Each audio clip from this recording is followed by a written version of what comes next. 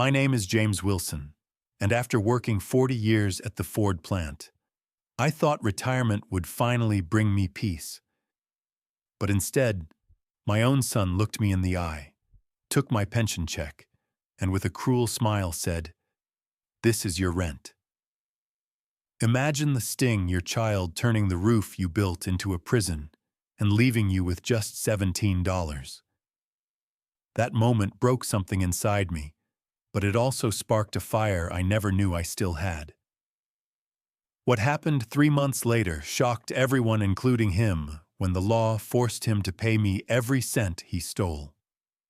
Before we begin, I'd like to know, where are you watching from and how old are you? Please subscribe to Family Betrayal Unmasked to hear more powerful stories like mine. My own son slammed his fist on the dinner table and told me I owed him rent. That single moment will never leave me. I was 65 years old, my hands still rough from decades at the Ford plant, and I thought I'd earned the right to rest. Instead, I sat frozen at my own dinner table while my son Michael stared at me like a landlord confronting a delinquent tenant. His wife Sarah was at his side, pale and silent, while the twins sat with wide eyes, their little forks hovering in the air. Emma's milk glass had already toppled over from the force of his blow, white liquid spreading across the table, soaking the tablecloth Mary, my late wife, had sewn years ago. "Dad, we need your money. The mortgage, the bills, the kids, it's your responsibility now." His voice was sharp, almost rehearsed, like he'd built up this speech in front of a mirror. I sat back watching him shake with a mix of rage and desperation. There was a time when Michael had leaned on me with trust, back when he was a boy grieving his mother. But tonight, he looked at me as if I were just another obstacle standing in his way. The humiliation stung deeper than any insult a stranger could deliver.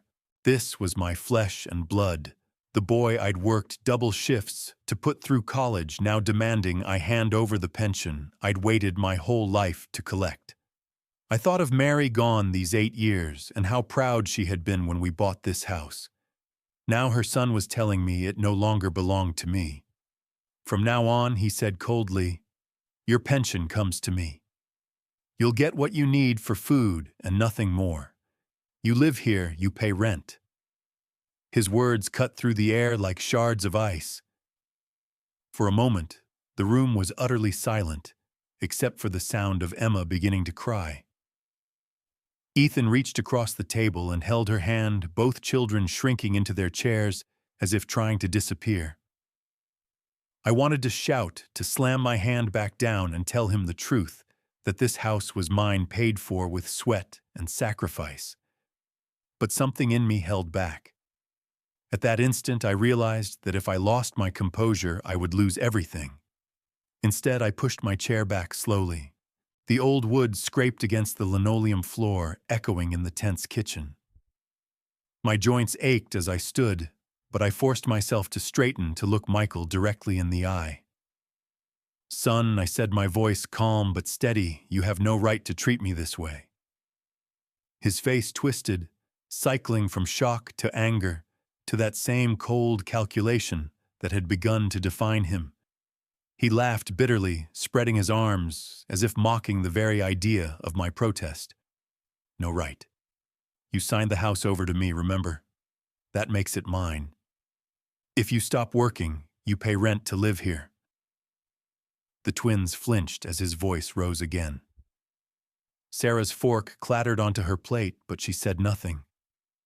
My heart sank, not because I feared losing the house, but because I realized my son had already lost something far greater, his conscience. That night I understood one truth: this wasn't just about money. It was about dignity, and I swore to myself, as I left that table in silence, that this humiliation would not be the end of my story. From what are $847, I was left with $17. That number still rings in my ears like a cruel joke. When the Social Security check finally came, I held it in my hands with a mixture of relief and pride. 40 years of punching a clock at the plant, countless winters trudging through Detroit's snow, and now it was here, the promise of rest, of freedom. I didn't cash it right away. Instead, I tucked the envelope in the dresser drawer beneath Mary's old sweaters, thinking it would be safe hidden in the same place I'd kept small savings for decades. The next morning, I woke with a lightness I hadn't felt in years. I brewed a pot of coffee, stretched my stiff legs, and thought of how I might use the money to carve out a little independence. Maybe a trip to see old friends in Florida, maybe a small garden of my own simple dreams, but mine alone. With that thought, I opened the dresser drawer. My heart dropped. The envelope was gone. I yanked the sweaters aside, searched every fold and corner, pulled out the bottom drawer, and dumped it on the floor. Nothing but a crumpled $10 bill and some coins. $17 left out of $1,800. I whispered the word before I realized it had escaped my lips. Impossible. The window was locked, the door closed. No signs of forced entry. Whoever had taken it knew exactly where to look. My hands trembled as a sick realization spread through me.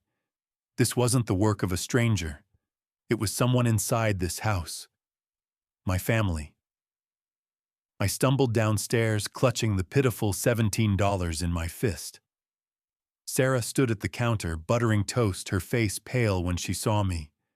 The twins munched their cereal backpacks at their feet, their chatter cut off when they noticed my expression.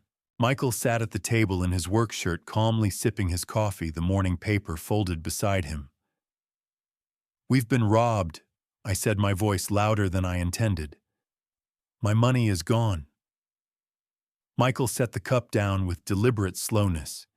His eyes flicked to my hand, then back to my face. And then he smiled, cold, deliberate. "Nobody robbed us, Dad." I took it. The words hit harder than any punch. The twins froze cereal spoons halfway to their mouths. Sarah's hands shook, but she didn't speak. Michael stood towering over me and reached into his pocket. From it, he pulled the thick bundle of bills that had been mine just hours before. He held it up like a trophy, then peeled off a 20. "This is your allowance," he said flatly, shoving the bill into my hand, like scraps to a dog. "From now on, you get $20 a week. The rest is rent.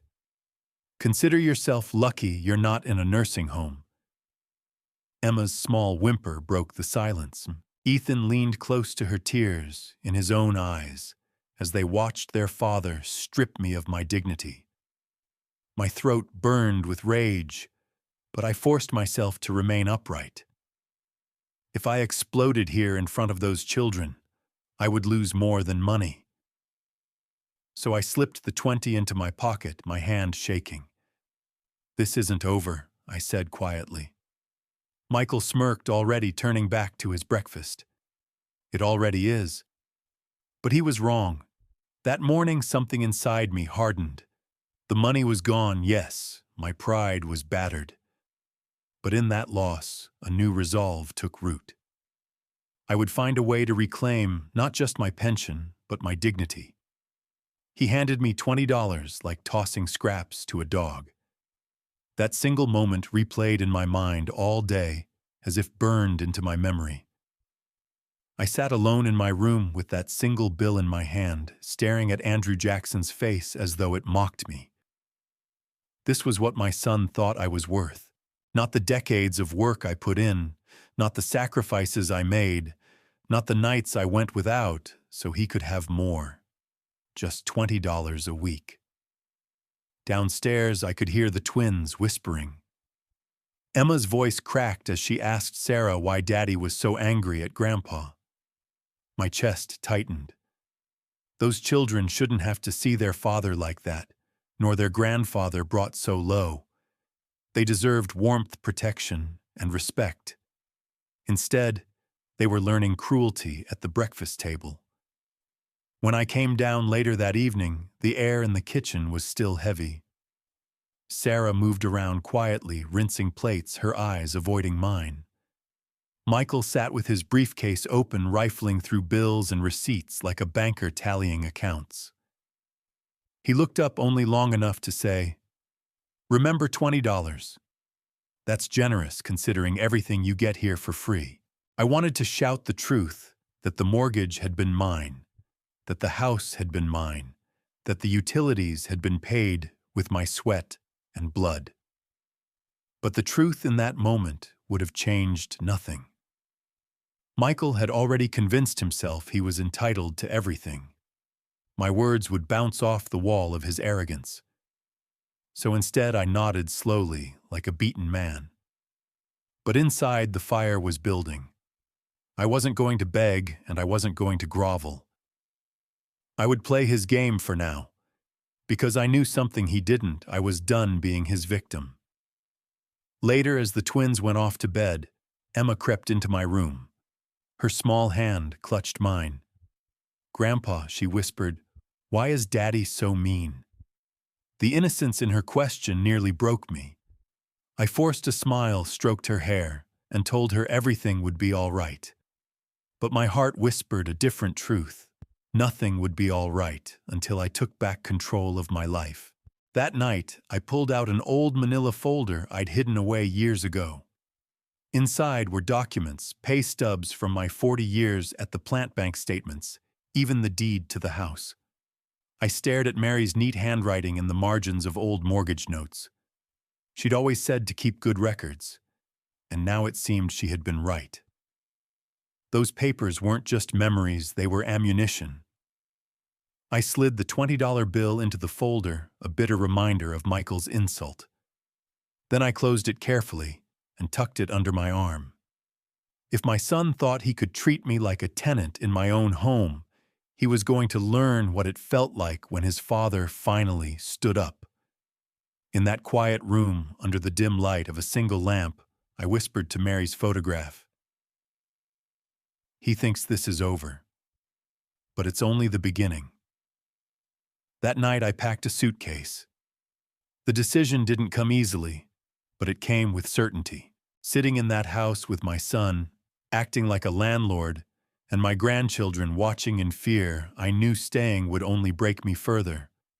So while the rest of the family slept, I opened the old cedar trunk at the foot of my bed and pulled out my small black suitcase. Every item I placed inside carried weight. A few shirts, my work boots, a winter coat, the essentials. Then came the documents I'd been collecting in that manila folder, pension forms, pay stubs, and the deed to the house with my name still etched on it. I tucked Mary's photograph into my jacket pocket close to my heart. Her smile in that picture was calm and proud, and I needed to carry that strength with me. I paused by the dresser, running my hand across the polished surface. Mary used to leave her jewelry box there humming as she picked earrings before church. That memory nearly stopped me. But I knew if I stayed, those memories would only be poisoned by Michael's arrogance. Better to walk away on my own terms than live as a prisoner in the house I had built. The house was quiet as I rolled the suitcase down the hall, but Sarah must have been awake. She stepped out of the shadows, wringing her hands. Her face looked troubled, as though she wanted to speak but didn't know how. "James, please," she whispered. "Don't go like this. Maybe we can work something out with Michael." I looked at her carefully. She wasn't cruel like him, but she was complicit. She'd sat silent at the table while he stripped me of my dignity. "Your husband is a thief, Sarah," I said, my voice low but firm. "There's nothing to work out." Her eyes filled with tears, but she didn't stop me. Maybe deep down she knew I was right. I walked past her, the suitcase wheels clicking softly against the floorboards until I reached the front door. For a moment I hesitated, looking back at the staircase that had carried Michael down on Christmas mornings, the living room where Mary and I had spent countless evenings. But then I opened the door. Detroit's night air rushed in cool and sharp. The street lamps cast long shadows across Oak Street, glistening on patches of melting snow. I stepped outside, my breath forming clouds in the cold, and let the door close behind me. The slam echoed through my chest like a final goodbye.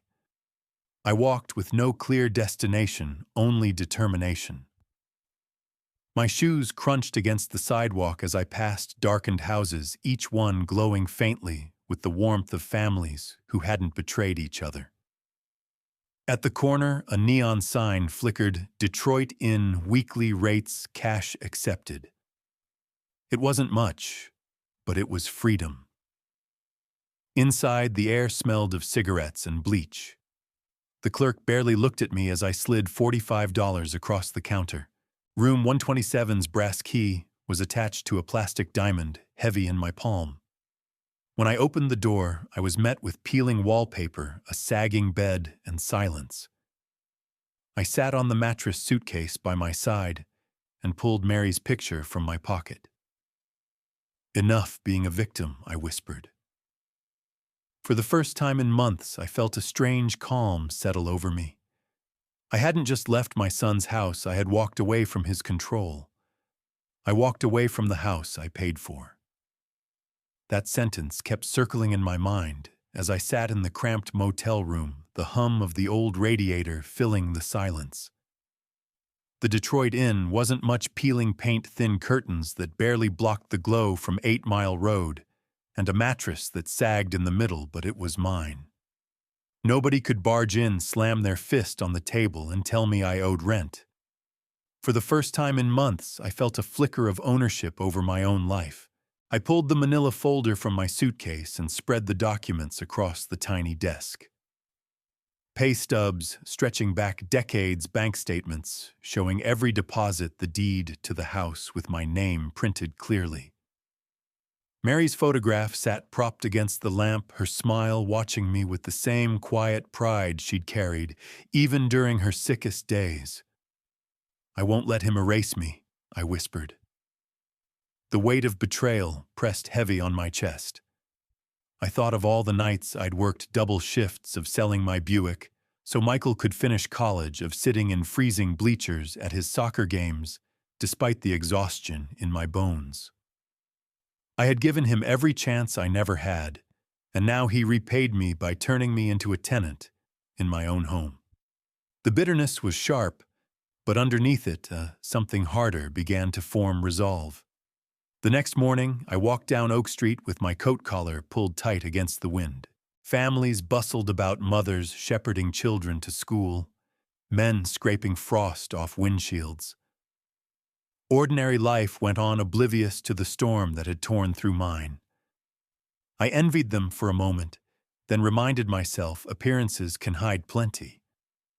For all I knew, behind those closed doors were struggles just like mine. At a corner diner, I nursed a cup of weak coffee and pulled out a notebook. I started listing options: find cheaper lodging, stretch the $1,600 I'd salvaged, look into legal aid. Every line I wrote steadied me. I wasn't helpless. I had resources, small but real. What Michael had stolen wasn't just my pension. He had tried to take my dignity, that I decided I would never let him keep. Later that day, I found myself at the Detroit Public Library. The warm, musty air and rows of computers reminded me that information was still power even in old age. I typed "Help for Seniors Financial Abuse, Detroit" into the search bar. My fingers stiff but determined. The screen filled with results, support centers, legal hotlines, stories of others like me. I clicked through them, slowly reading every line, realizing with a growing sense of relief that I wasn't alone. Others had fought back. Others had won. By evening, back in room 127, I stared at Mary's photo again. "It's not just about the money," I said softly. "It's about showing him that I'm not done yet." The radiator hissed, the traffic hummed outside, and for the first time in weeks, I allowed myself a small smile. This wasn't the end of my story. It was only the first chapter. Mary, our son, has become a monster. I said it out loud one night in the motel room, holding the photograph of my late wife. Her smile in that picture was warm, steady, the kind of smile that used to calm me after the hardest shifts at the plant. Speaking to her like that made me feel less alone, but it also sharpened my resolve. If Michael could look at his own father and strip him of dignity, then he was no longer the boy she and I had raised. He was something else now, cold, entitled, dangerous, in a way I'd never imagined. The radiator rattled, filling the silence while my thoughts churned. I had been humiliated, yes, but humiliation has a strange power. It can break a man, or it can forge him. Sitting there, staring at Mary's photograph, I knew which path I had to choose. For the first time in my life, I wasn't going to work harder for someone else's comfort. I was going to fight for my own. The next morning, I folded my documents neatly into the manila folder and walked out of the motel into the gray chill of Detroit's late winter. I boarded the DOT bus heading downtown, my breath fogging the cold glass as the city slid by. Abandoned buildings with boarded windows stood beside new coffee shops and daycare centers, proof that even this city beaten down by bankruptcy and hardship could reinvent itself. If Detroit could rise from collapse, maybe I could too. When I stepped into the Senior Support Center on Grasset Avenue, I wasn't sure what to expect. The brick building looked modest from the outside, but inside it was alive with quiet energy. Volunteers guided elderly men and women through paperwork, while posters on the walls read things like, "Protect your rights and financial exploitation is a crime." At the reception desk, a woman in her 50s gave me a kind smile. "Good morning. How can we help you today?" I cleared my throat, feeling the weight of my pride. Admitting weakness never came easy to me. But then I thought of that $20 bill of Michael's smirk, as he called it, rent. "My name is James Wilson," I said. "I need to speak with someone about financial abuse." She nodded without hesitation, as though she'd heard those words 100 times. "Mr. Wilson, have a seat. Elizabeth Harris will see you shortly." I sat in the waiting area, gripping the folder like a lifeline. Around me, other seniors shuffled papers, some with frustration, others with quiet determination. I realized I wasn't alone in this. That thought steadied me. Elizabeth appeared 5 minutes later. Mid-40s, professional suit, sharp eyes that missed nothing. She extended her hand firmly. "Mr. Wilson, come with me." Her office was small but neat, decorated with law degrees and family photos. She gestured for me to sit. "Tell me what's been happening." And so I did. I told her about the dinner table, the stolen pension, the ultimatum, and the $20 allowance. My voice cracked once, but I kept talking because silence had cost me too much already. When I finished, she leaned forward, eyes narrowing. "Mr. Wilson, your son's behavior is not just cruel, it's illegal. You have more power here than you realize. You have rights, Mr. Wilson."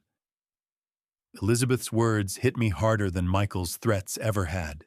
For months I had been walking around feeling like an old man stripped of every ounce of control, but in that moment I felt something shift. She slid the folder across her desk and began leafing through my documents with methodical care.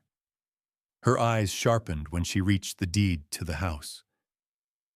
"Look here," she said, tapping the page with a polished fingernail. "Your name is still listed as the sole owner. Whatever arrangement your son convinced you to make, he never filed it legally. That means this house is yours, not his. He has no right to demand rent." For a moment, I just sat there, stunned. The thought that I wasn't powerless, that the house I had poured my life into was still legally mine, sent a surge of warmth through my chest. "So all this time he's been bluffing?" I asked. Elizabeth nodded, her tone calm but firm. "Yes, and worse than that. By taking your pension without consent, he's committing financial exploitation of a vulnerable adult. Under Michigan law, that's a crime." She pulled a law book from her shelf and turned to a highlighted section. MCL 750.74A. It covers exactly what your son has done to you. I swallowed hard. So I don't have to just accept this.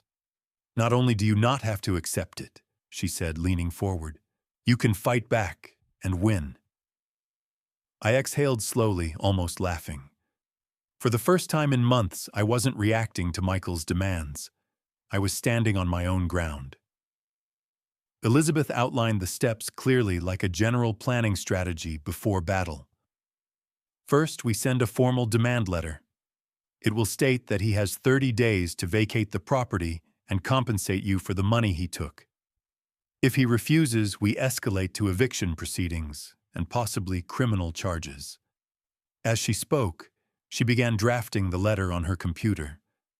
The words filled the page with quiet authority phrases like unlawful occupancy and elder financial exploitation. Every sentence felt like a brick laid into the foundation of justice.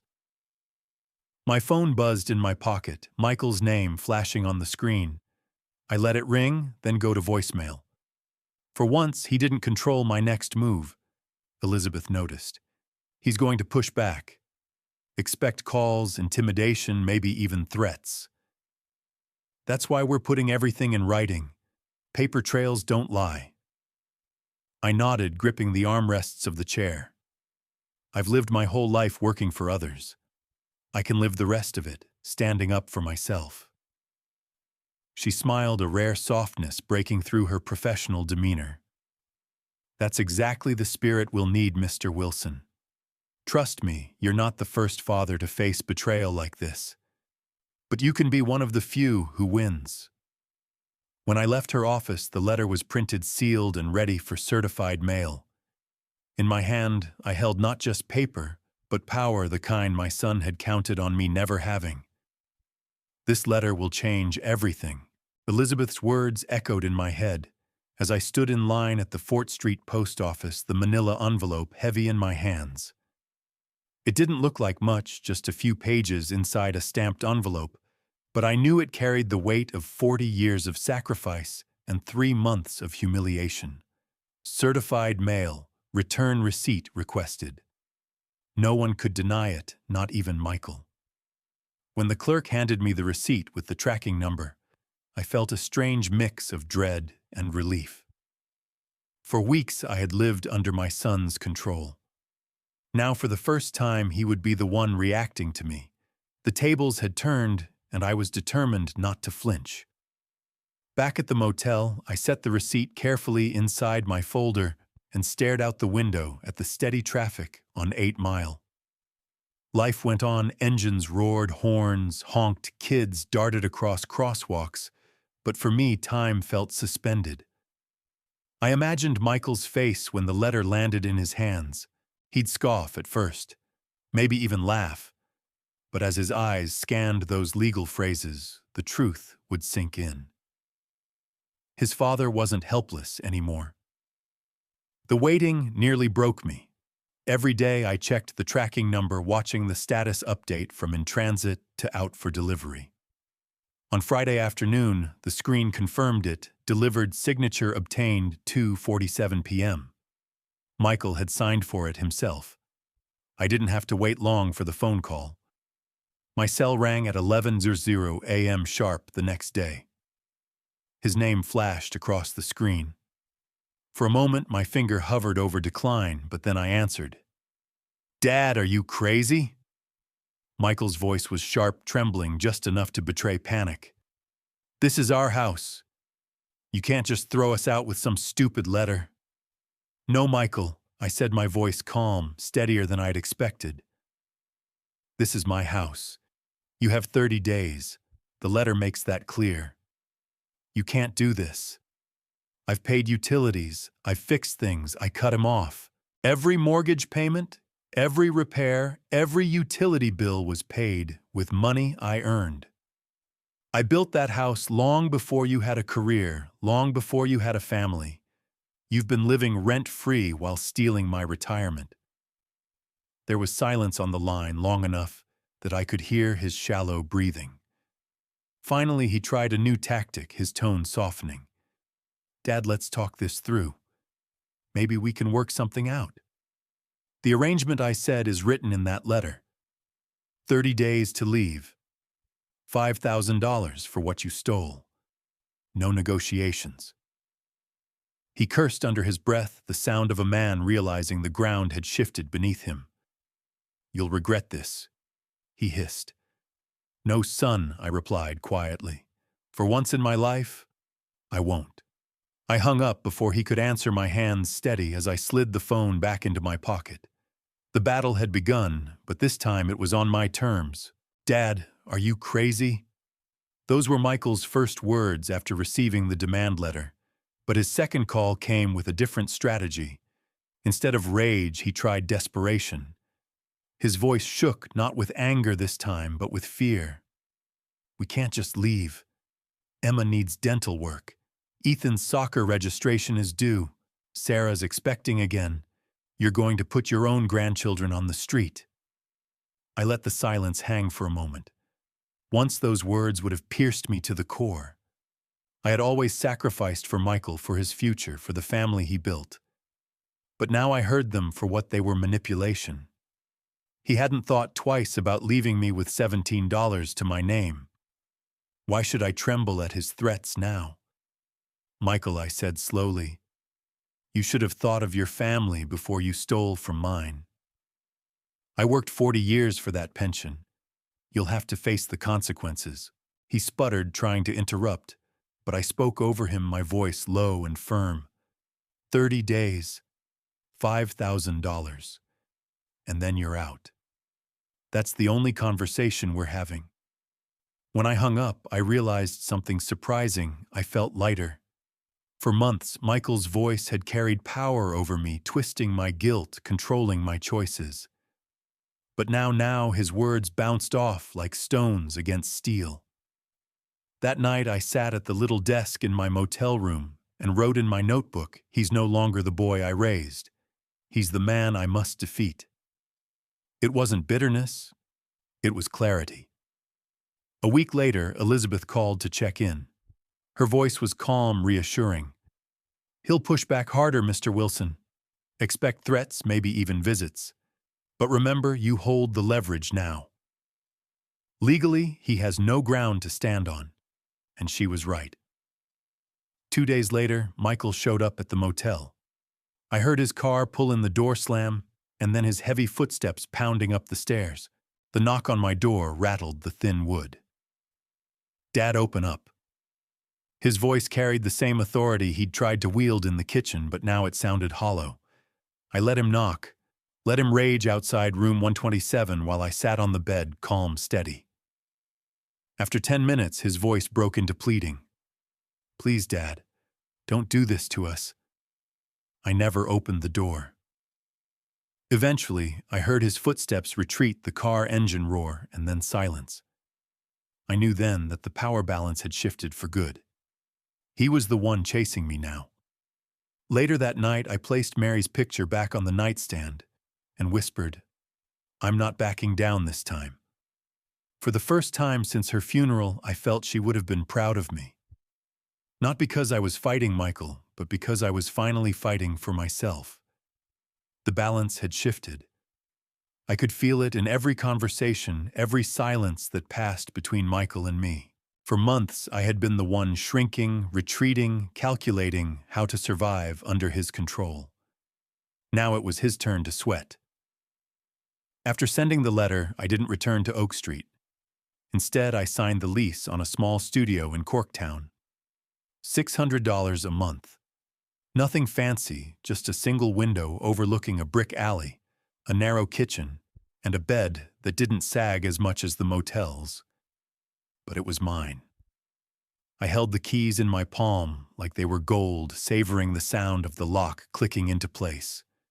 No one could barge in. No one could tell me I owed rent. With each passing day, I built a new routine.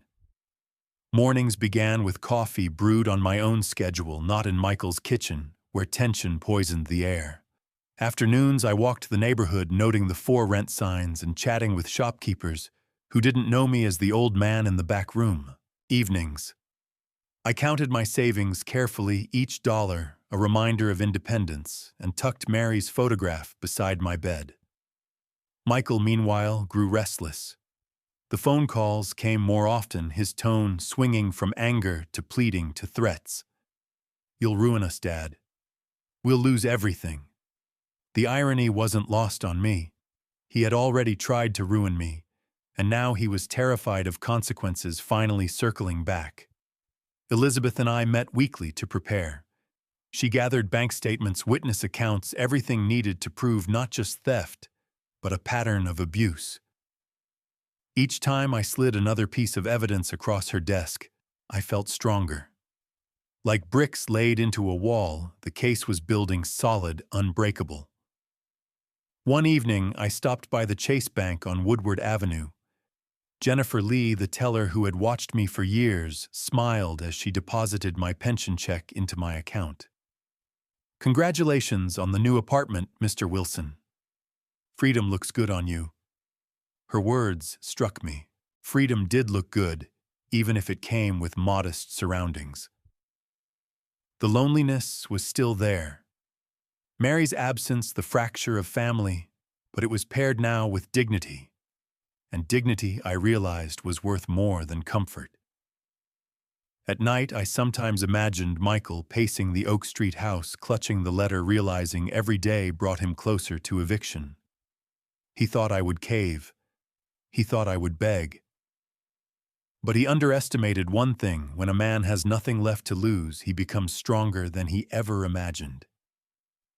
I sat by my small window one evening, the sun setting behind the Detroit skyline, and whispered to myself, "This isn't about revenge anymore. It's about justice." And justice was closer than ever. "You'll regret this, old man." Those were Michael's exact words the last time we spoke on the phone. His voice had lost the casual arrogance from months earlier. Now it was edged with panic, the kind of desperation a man feels when the walls close in. He was no longer the master of the house dictating terms at his dinner table. He was the defendant in waiting, scrambling for a way out. I learned soon enough what his next move was. Elizabeth called me one afternoon, her voice calm but with a touch of warning. "Michael's hired an attorney, a young man named Thomas Chen. He's going to argue that you had a family arrangement, that you willingly signed the house over and contributed to the household without expectation of repayment." I laughed bitterly. "So he's going to stand in court and claim I wanted to be his tenant." "Exactly," she said. "But don't worry. Without written agreements, his case is paper thin. Still, we'll prepare for every angle." Her words steadied me, but that night alone in my studio apartment, I thought of how far Michael had gone. Hiring a lawyer meant he wasn't just trying to bully me anymore. He was trying to erase me legally, to twist the truth into a story where I was complicit in my own exploitation. The next day I received a voicemail from him. His voice was cold, rehearsed, likely fed to him by Chen. "Dad, you know you gave me permission to manage the house. You benefited from living with us. If you push this, I'll have no choice but to prove it in court. It won't be good for you." I sat there, phone in hand, listening to my own son threaten me like an enemy. Once I would have been shaken, but now I pressed delete. The silence that followed felt like reclaiming another piece of myself. A few days later, Elizabeth and I sat across from each other at her conference table, piles of documents between us. She flipped through bank statements, highlighting withdrawals Michael had made without my consent. "This is a clear pattern," she explained. "Every deposit goes in, and within 48 hours, money is missing. He can't explain that away." I nodded, but my mind was already racing ahead. Michael was going to stand in front of a judge and lie. He was going to pretend I'd agreed to his cruelty. And if he could, he'd spin it so convincingly that people might believe him. That thought didn't terrify me, it angered me. Because this fight was no longer just about money. It was about the truth of my life. 40 years of honest work, of raising him, of giving him every opportunity. I wouldn't let him rewrite that history to cover his greed. I leaned across the table and told Elizabeth, if he wants a war, he'll get one. But this time it'll be fought in the open where lies don't stand. She smiled faintly, tapping her pen against the folder. Then let's make sure he learns that lesson the hard way. He tried to play the sympathy card. That's how I described Michael's next tactic to Elizabeth, though at the time it nearly caught me off guard. He called late one evening, his voice softer than I'd heard it in years. "Dad," he began, "Sarah's pregnant again. We can't move now. Think about the kids. Think about your grandchildren." For a moment I sat in silence, gripping the phone so tightly my knuckles turned white. I could almost hear Mary's voice reminding me of the little boy who used to fall asleep on my chest, the boy who had cried when she passed away.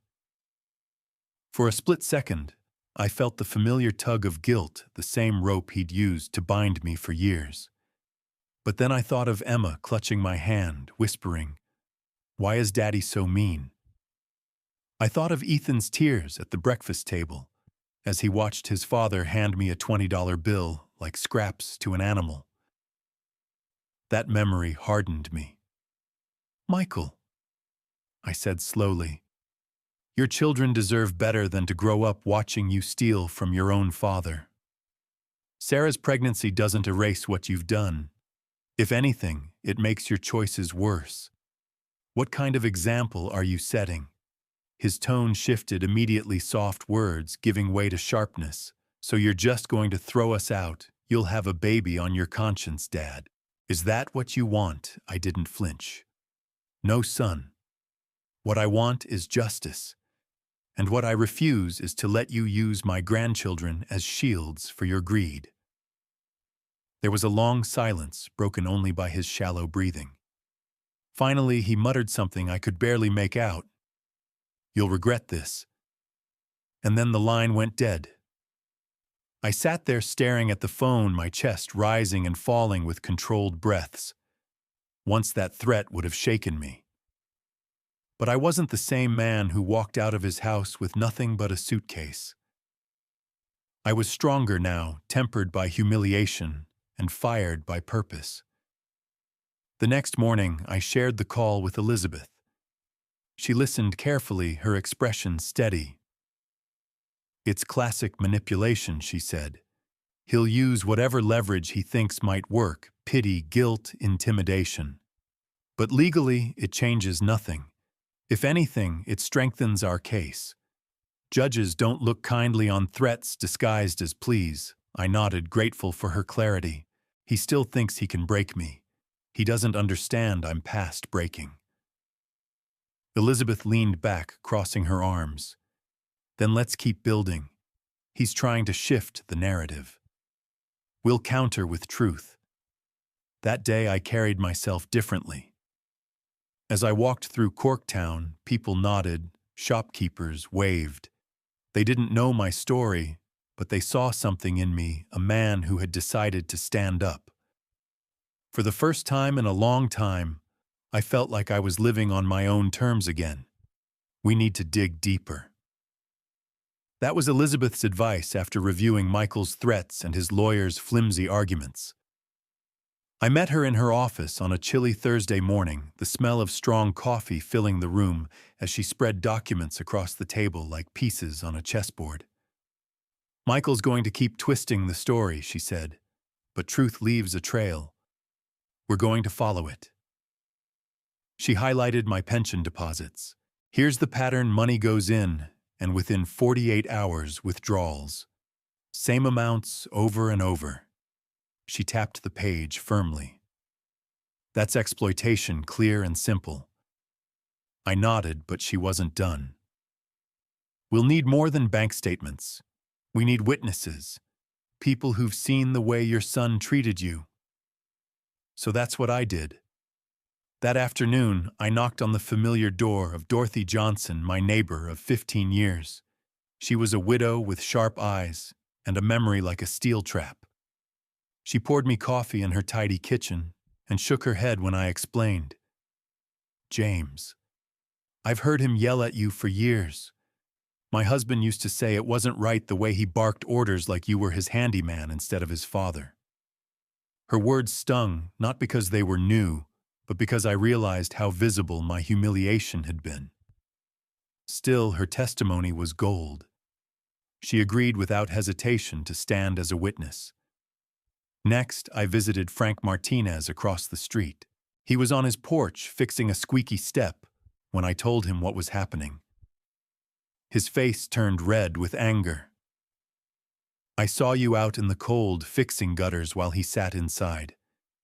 My wife and I always said it made us sick. If you need me in court, I'll be there. Piece by piece, Elizabeth and I built the case. It wasn't just about money anymore. It was about truth piling higher than Michael's lies. With every document, every witness, the foundation grew stronger. Michael, of course, didn't sit quietly.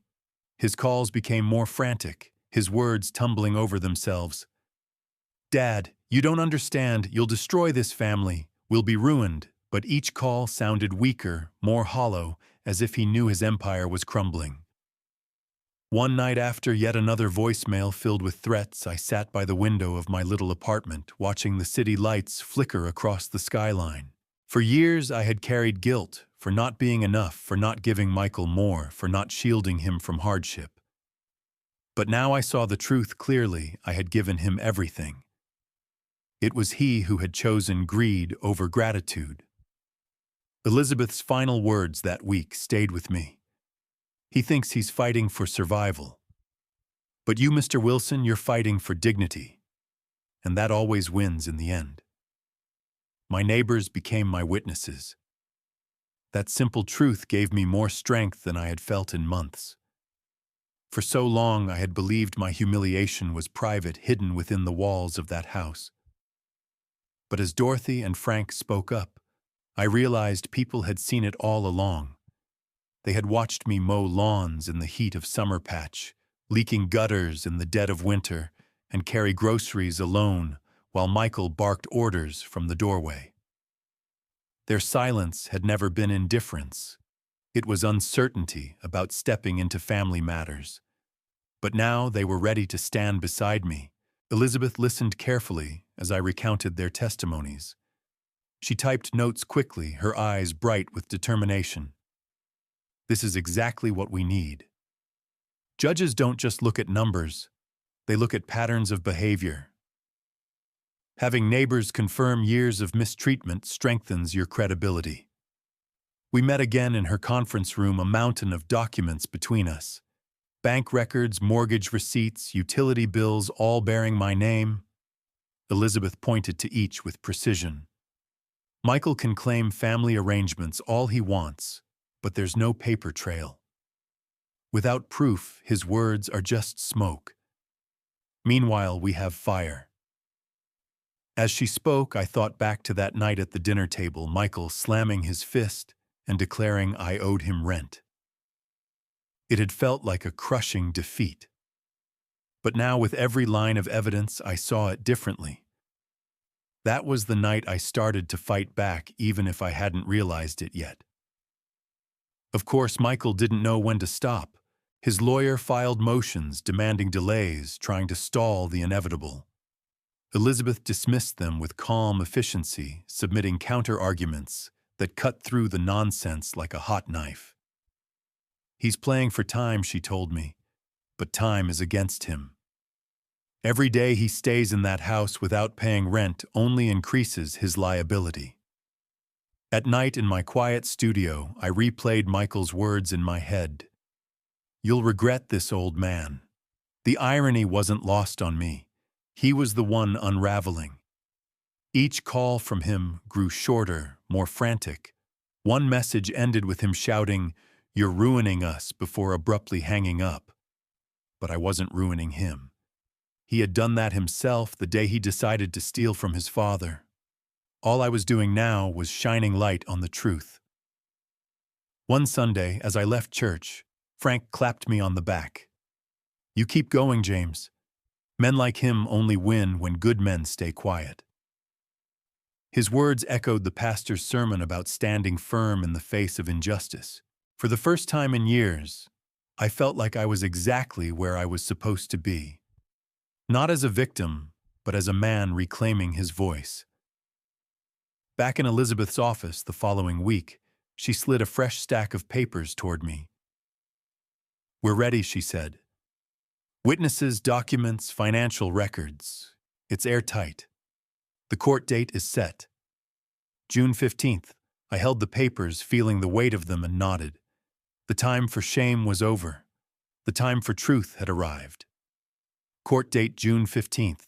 Those words burned into my memory the moment Elizabeth spoke them.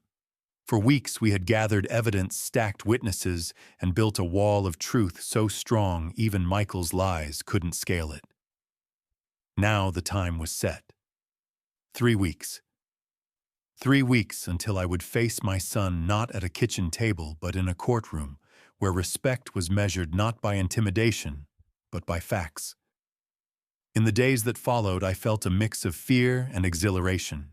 Fear, because courtrooms had always seemed intimidating places to me, hushed voices, strict rules, judges whose words could change a life in seconds. Exhilaration, because for the first time I wasn't the one under my son's thumb.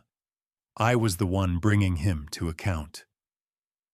Michael's voice messages became more erratic. One moment he was furious. "You'll never win this, old man. Everyone knows you gave me permission." The next he was pleading, "Dad, just come home, forget this nonsense. We can work something out." And sometimes he tried guilt. "Sarah's exhausted. The kids are scared. You're tearing this family apart." Each time I let the calls go to voicemail. Each time I listened with steady patience. And each time I felt more certain that I was doing the right thing. He had taken everything from me, but left me with one powerful weapon: the truth. Elizabeth prepared me with calm professionalism. "The judge will want to hear your story, Mr. Wilson. Speak plainly from the heart. Don't embellish, don't soften, just tell the truth of what happened." She tapped the folder with a deliberate hand. "The documents will back you up." I practiced in my apartment, speaking to Mary's photograph. I worked 40 years for that pension. I gave my son everything I had, and he left me with $17 and called it rent. Saying it out loud made my voice steady, my back straighter. It wasn't just a story, it was my life. Meanwhile, Elizabeth kept adding to the arsenal. A property appraiser confirmed that fair market rent for my house was $2,000 a month. That meant 3 years of unpaid occupancy, $72,000 owed. When she showed me the report, I felt a jolt of vindication. "He thought $20 a week was generous," I muttered. "Now he'll learn the real price."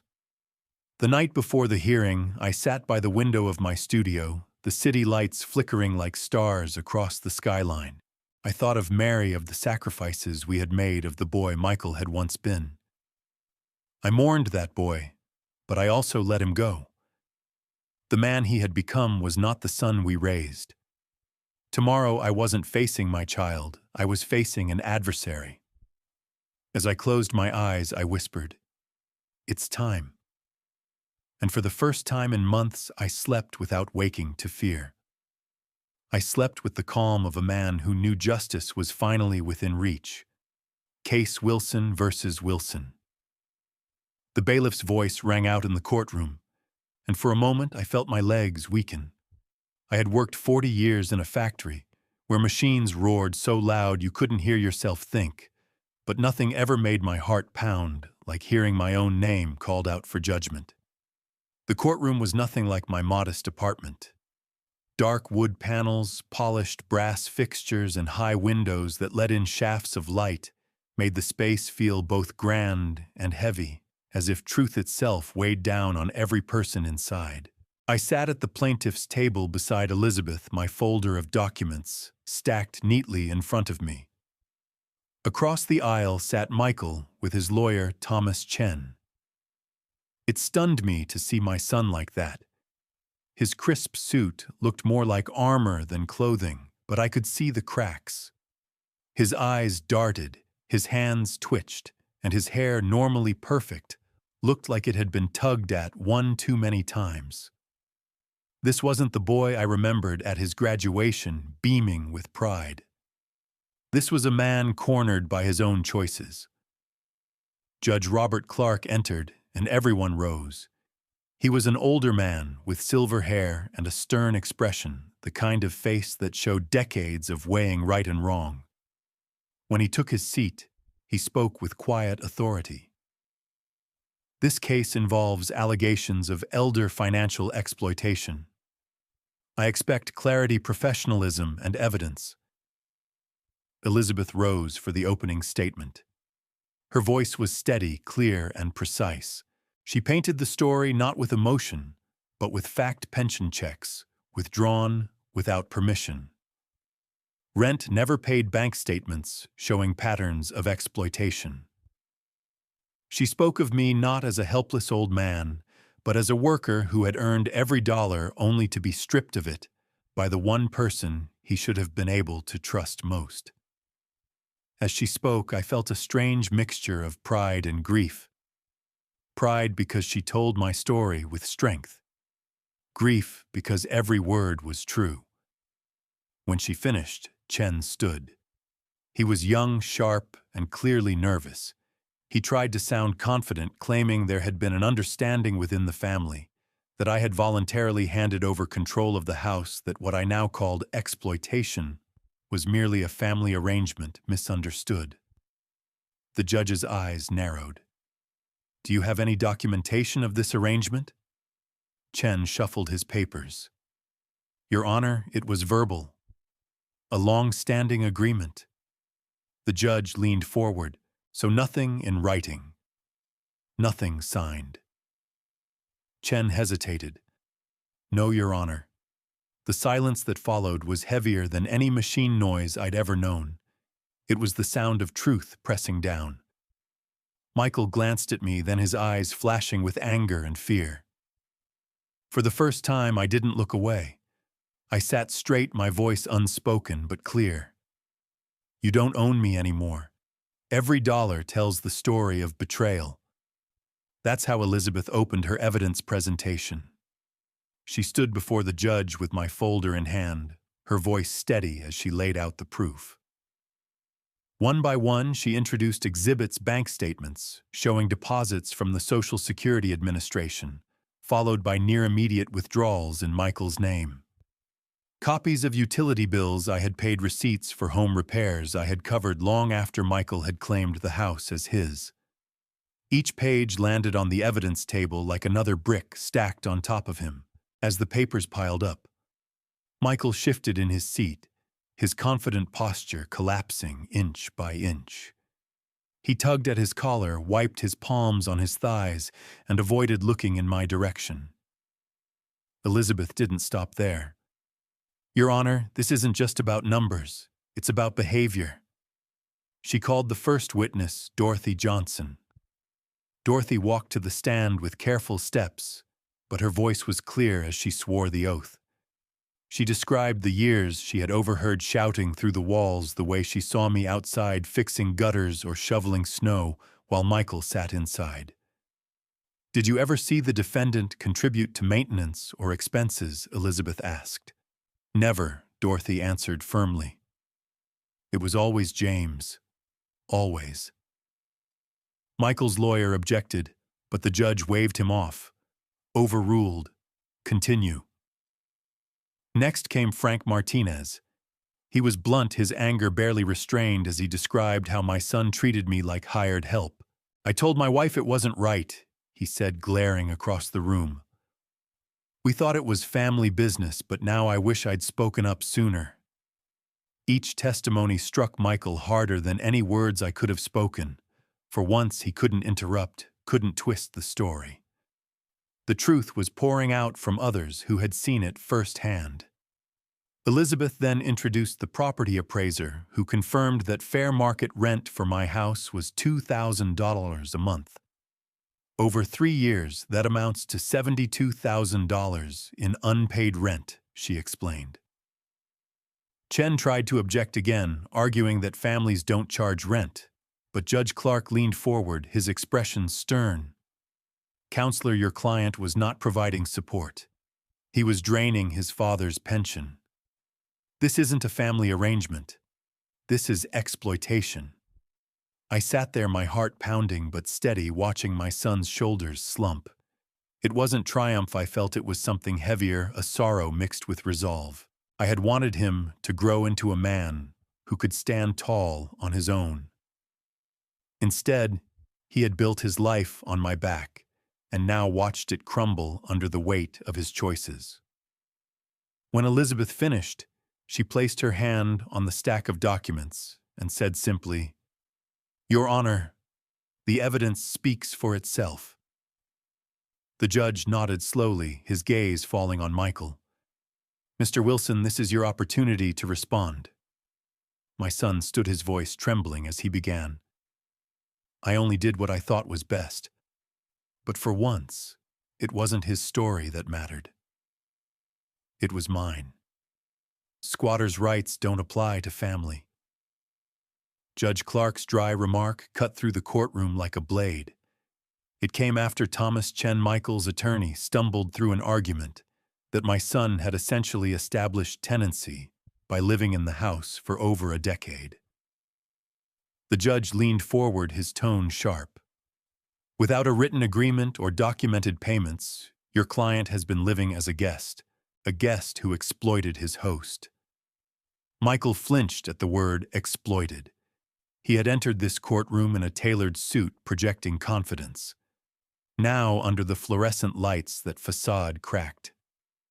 His lawyer shuffled papers nervously, but the judge's words had already sealed the impression. This wasn't a family disagreement. It was abuse. Elizabeth stood again, her posture commanding. "Your Honor, I'd like to call the plaintiff, Mr. James Wilson, to testify." I rose slowly, gripping the edge of the table for balance.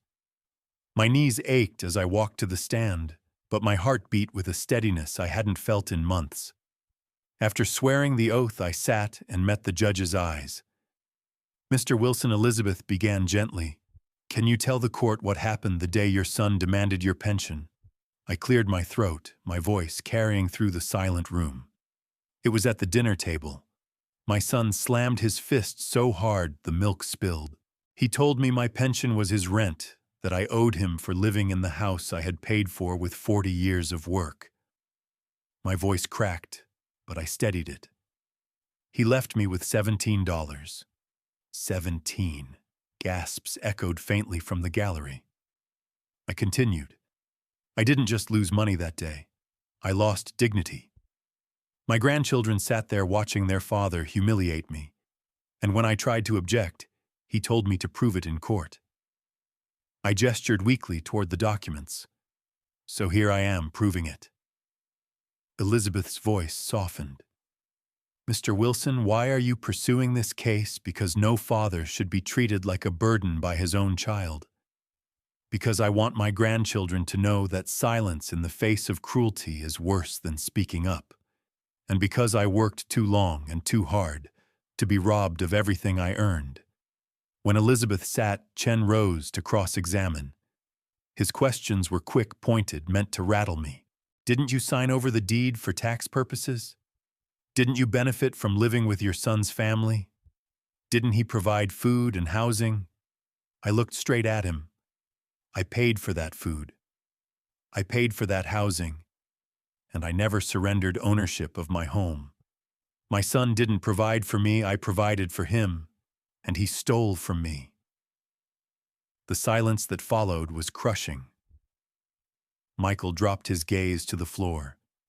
Judge Clark finally leaned back, his tone heavy with authority. "I've heard enough. We'll proceed to closing arguments, but I must say the evidence is overwhelming." In that moment, I didn't feel like an old man fighting for scraps. I felt like a father who had finally taken back his voice. The gavel fell. Those 3 words will stay with me for the rest of my life. But before that sound of finality came, there was a silence in the courtroom so deep I could hear my own heartbeat. Judge Clark leaned forward, his hands folded on the bench, and looked directly at Michael. "Mr. Wilson, the evidence unequivocally proves that your father is the rightful owner of the property in question. Your actions taking his pension, withholding his retirement income, and attempting to evict him from his own home constitute financial exploitation of an elderly person under Michigan law." His voice was measured, but every word struck like a hammer. Michael sat rigid in his chair, his eyes darting between the judge, his lawyer, and me. For once he had nothing to say. The judge continued, his tone unrelenting. "This court orders eviction of the defendant, Michael Wilson, within 60 days. In addition, the defendant is to compensate the plaintiff in the amount of $72,000 for 3 years of unpaid occupancy, plus $10,000 for emotional distress." A collective murmur rippled through the gallery. I closed my eyes briefly, letting the words sink in. Justice. After months of humiliation, nights in a dingy motel, and endless self-doubt, justice was finally mine. Michael's composure cracked. "Your Honor, please," he began, but Judge Clark silenced him with a single raised hand. "You've had your chance, Mr. Wilson. This ruling is final." And then it came, the sharp crack of the gavel echoing against the wooden panels. The sound of finality, the sound of freedom. Across the room I saw Sarah bow her head, her face pale. The children weren't there, thank God. They didn't need to see their father unravel in public. Michael, though, sat hunched, his fists clenched, his jaw tight. I had never seen him look so small. Elizabeth leaned toward me, whispering, "You've won, Mr. Wilson. It's over." But as I sat there, a strange mix of emotions flooded through me. Relief, yes. Vindication, certainly. But also sorrow. Sorrow that the boy Mary and I had raised, the boy I had carried on my shoulders, had become a man who needed to be humbled by a judge's ruling. The bailiff began gathering documents, and people shuffled out of the courtroom. I stood slowly, my legs trembling, but not from weakness, from the weight lifting off my shoulders. For the first time in months, I felt taller. As I left the courtroom, Michael called after me, his voice cracked with desperation. "Dad, please, we can fix this." I stopped at the door, turned just enough to meet his eyes, and spoke the words I had held inside since the night he left me with $17.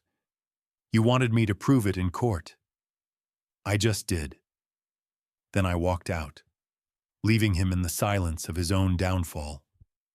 Justice, finally. That's what I whispered the first morning I woke up in my own house again. Sunlight streamed through the kitchen window, painting golden rectangles across the counters Mary and I had once chosen together. The coffee pot bubbled on the stove, filling the air with a scent I hadn't enjoyed in this space for months. Every corner of the house felt different, not because it had changed, but because it was mine again, free of Michael's shadow. 2 months had passed since Judge Clark's ruling. Michael had moved out, forced to pack his things under the watchful eye of the court. Sarah and the children went with him, and though I grieved for the distance that now stood between me and my grandchildren, I knew they were safer away from the poison of his entitlement. Each month, like clockwork, a bank notification chimed $2,000 transferred from Michael's account, part of the back rent and damages the court had ordered. Ironically, the same son who once stripped me down to $17 was now paying for the roof over my head. I spent my days repairing what neglect had allowed to rot. Fresh paint on the walls, new flowers planted in the garden. Mary's photographs restored to places of honor. I no longer shuffled through rooms in silence. I walked with purpose, humming the way Mary once did. In the evenings, I sat by the window with a book or strolled through the neighborhood. People stopped to greet me, Dorothy, with her fiery comments about finally teaching that boy a lesson, Frank, with his steady handshake. Even the bank teller, Jennifer Lee, smiled warmly every Friday when I came to deposit checks. "Justice looks good on you, Mr. Wilson," she said. And it did. Michael called me once on Labor Day. His voice was nothing like the sharp arrogance I remembered. "Dad," he said softly, "please forgive me. I know I ruined everything." I listened, but I didn't answer right away. Forgiveness, I realized, wasn't something I could hand out like loose change. It would take years to rebuild even a fragment of trust. "You taught me to be strong," I told him finally. "Now pay for the lesson." Then I ended the call. That night I sat in the backyard under the stars, the summer air warm against my skin. I thought of Mary, of the decades we'd spent building this life, and of the moment I almost let it all slip away because of one son's greed. But I hadn't. I had stood tall, spoken truth, and reclaimed what was mine. This wasn't just a victory in court, it was a victory of spirit. My retirement was no longer a prison, but a second chance. And as I raised my coffee mug in a quiet toast to the empty air, I whispered, "Here's to justice, dignity, and the strength to never be silenced again." Looking back, I realized this battle was never only about money. It was about dignity, about drawing a line where exploitation ends and self-respect begins. My son thought age had made me weak, that years of sacrifice had left me too tired to fight. But what he didn't understand was that sacrifice builds resilience, and resilience doesn't vanish with age. It sharpens. The courtroom gave me justice, but more importantly, it gave me peace. Each morning I wake up in my own home with the garden blooming and Mary's pictures smiling from the walls. I'm reminded that no one, not even family, has the right to strip away what we've earned with honest work. My story is a warning and a lesson. If you are a parent being taken advantage of, do not suffer in silence. Seek help. Speak up. Because silence only feeds the cruelty of those who exploit it. To every son, daughter, or grandchild who might be watching, remember, love is proven in respect, not in what you can take. And to every parent listening, know this: your worth is not measured by what you give away, but by the life you've lived and the strength you carry. Have you ever faced betrayal from someone you trusted most? How did you handle it? What lesson did you carry from it? Share your story in the comments below. And if this story touched you, please like, subscribe, and share.